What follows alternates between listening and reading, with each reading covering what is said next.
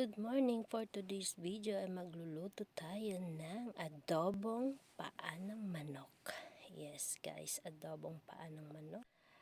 Nagisa po muna ako ng luya. Dinamihan ko po yung luya para lang po mawala yung lansa ng manok.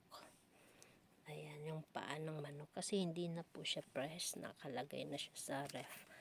Mga 3 days na po siyang nasa ref. Kaya ayan, nilagyan natin ng luya. Tapos nung naluto na yung luya, naglagay na tayo ng bawang. Ayan, iba-brown lang natin. At naglagay na rin tayo dyan ng sibuyas. Yes, halu-haluin lang natin yan hanggang sa maluto yung ating ingredients. Ayan, at ayan po pala yung ating chicken feet. Ayan, at ilalagay ko na po pala yan siya dyan. Ayan, halu-haluin lang natin guys para mabalance or malagyan lahat sila ng sangkap.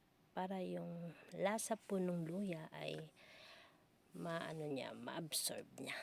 Ayan, nilagyan na rin natin ng paminta. Ayan, pinakulo ko na po pala yan. Ginisa ko muna siya, tapos pinakulo. Tapos nilagyan ko siya ng Sprite. Kasi yun po yung pinaano ko siya guys. Pinakulo ng Sprite. Ayan, at naglagay na rin tayo ng oyster sauce at soy sauce.